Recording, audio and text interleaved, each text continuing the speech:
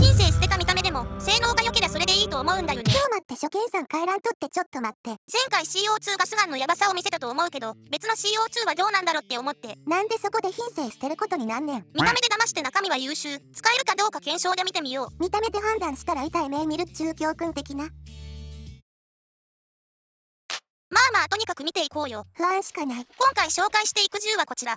カーボネイト M45CQP。基本スペックはこんな感じ。へえ、日本メーカーなんや知らんかったわ。規格は国内、製造は海外工場って感じなのかな。じゃとりあえず開封していこうか。はいはい。中身は紙と。中身はおっと失礼しました。はい。オープン。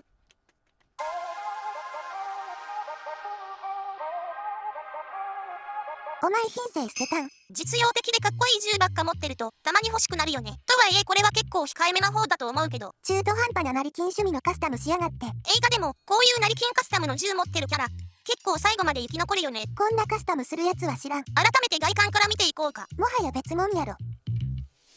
美しい。下品。目立つところだけ解説すると、一番はやっぱメタルグリップ、イーグルレリーフをあしらった真鍮製。アウターバレルは黒からシルバーへ変更。スライド先端にはコンペンセーターを装着してマズルジャンプを抑制してるよ。重量はマガジン込みで 937g。こうして見るとコンバットマスターがいかに重いかがわかるな。真鍮グリップついてても箱出しコンバットマスターに負けるのか。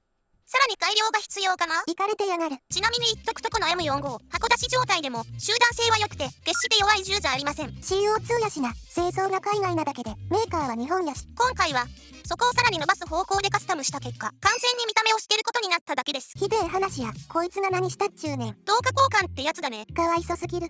マガジンは前回のコンバットマスターに比べるとかなり薄型だね。 CO2 タンクが若干飛び出る感じか。一昔前の CO2 ガスガンって感じがして歴史を感じるね。今時の CO2 ガスガンはなるべく隠すようになってるんか。タンクの冷却耐性向上の意味もあるんだろうけど、個人的な一番の理由は2倍だと思ってる。ほーん。 CO2 ガスガンってブローバックの気持ちよさと寒さ耐性は強いんだけど、このタンクの張り出しのせいでマグネル周りがちょっとダサく見えるんだよね。ほぼ気にはならんけど、使い込む時になり出すポイントって感じか。リアル思考の人だとこのレベルの違和感でもノイズに感じるかも。じゃとりあえずタンク装着しようか。使用するのはいつものマルシン CO2 タンク。そのうちタンク別で比較とかやってや。確かに地味に差が出そうだし今度やろう。ガス漏れしませんように。はい、検証前に信頼性がぐらついております。クソ、4年近くタンクつけっぱはさすがにまずかったか。マガジン管理×。大丈夫、こんなこともあろうかと。予備マガジンはあと2本あります。どちらにしようかな。こっちで次はガス漏れせんかったらええな。頼む。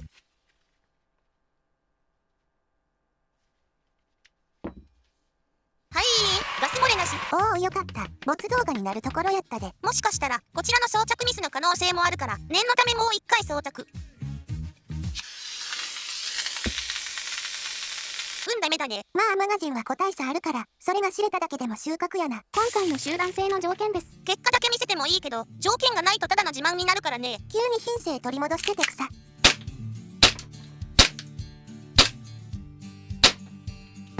いや、性能は普通にいいんかい。私の癖で左下に集中しちゃったけど、集団性を見るだけならこれでも十分でしょう。これがこの銃の真髄です。この銃なんでこんな集団性いいんや。なんてったって中身のカスタムはガチったからね。長くなりそう。簡単に説明すると、この M45 のチャンバーが丸いのガバメントをベースにしていることが分かったから、手持ちの丸いガバからチャンバーを移植して、さらにインナーバレルとパッキンを純正からライラクス製に変更してあります。思ったよりガチで草。いやー、チャンバーが丸い系ベースって分かった時点で伸びしろを感じたよね。感じたとして移植までする行動力がやばいわ。普通に壊れる可能性もあったやろうに。安心して、やってること自体はそこまで派手じゃないから、コツは無理な力は加えない。これが大事。なんでもそうやろ。はい、次うちのチャンネルでは定番の騒音値。まだ2本目です。だからこそ今定番にしよう。約116デシベル。約116デシベルは非常に大きな音で、自動車のそれ前も聞いた。正直これはカスタムしたしてないで差は出ないけど、 CO2 ガスガンならこれは避けては通れないよね。通過儀礼やな。まずは常温。あ、失敗した。どっか当たったか。グラフフで見るとこんな感じ。常温での初速平均値は 86.98 メートル毎秒。普通に安定やな。ジュールに換算すると 0.76 ジュールだね。全然問題ない範囲やな。初段の計測が無効になったから極端なグラフになったけどまあ9大点。ちゃんと計測し直せ。私は自己責任で移植したけど、やるときは必ず出力と作動チェックは必須。その際に唱える合言葉は無理な力は加えない。だよ。やかましい。軽く試算するとこんな感じ。最大飛距離は50メートルくらいで、有効射程がだいたい37メートルくらいになるかな。ハンドガンでそんだけ飛べば十分すぎるか。今回は無風の屋内想定で、条件もりもりの参考値だから、屋外だと風次第で、普通に飛距離は縮むということだけ注意してね。あくまで試算やからな。それに、屋内フィールドで実際に狙う距離って、長くてもせいぜい15から20メートルくらいになると思うんだよね。まあそんなもんか。基本 CQB 戦になるマップ多いしな。そう考えると、屋内メインならオーバースペック感はちょっとあるかも。強い分にはええんやない。大は小を兼ねるで。そこは否定しないけど、せっかくなら CO2 は屋外でフルに活かして、屋内は持ってるならフロン系ガスガンとか、それ以外のエアガンで遊ぶって使い分けもありかなって思ったかな。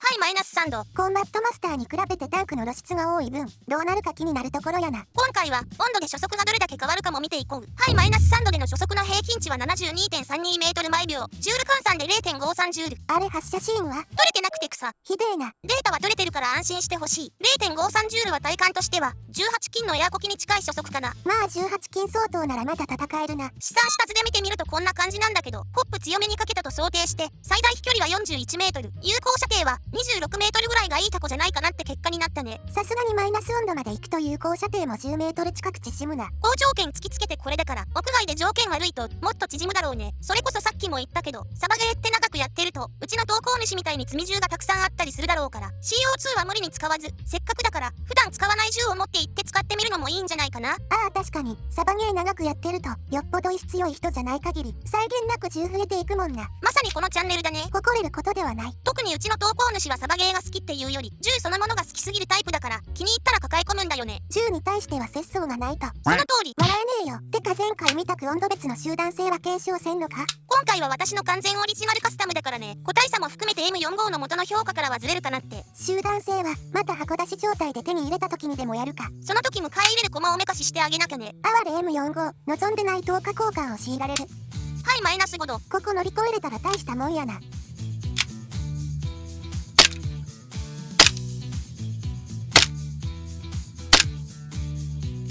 さすが CO2 マイナス5度でも問題なく動くね。相変わらずすげえな。初速の平均値は 67.88 メートル毎秒、ジュール換算で 0.46 ジュール。あんだけタンク露出してても問題ないんやな。試算図で見るとこんな感じだね。ホップ強めでも最大飛距離は39メートル、有効射程に関しては24メートルだね。これもあくまで試算やし、ゆるゆる条件やから実際はもっと短いだろうな。まあでも屋内フィールド限定でっていうなら最低限は戦えるかな。屋外は条件悪いと一気にきついな。そもそも常温からいきなりマイナス温度まで下げての検証だから、ちょっと変なグラフになっちゃったけど。ちょっとではねえだろ。そもそも日本でマイナス5度になる地域とか限られるやろ。逆に言えば、その手の極寒地域を除けば、日本のサバゲー環境で CO2 が厳しくなる場面は少ないってことだね。北海道の旭川市や陸別町とかはマイナス30度以下になることもあるっぽいな。そんな寒い日にまでサバゲーやらなくてもとは思うけど、それはそう。全体的な傾向としてはこんな感じだね。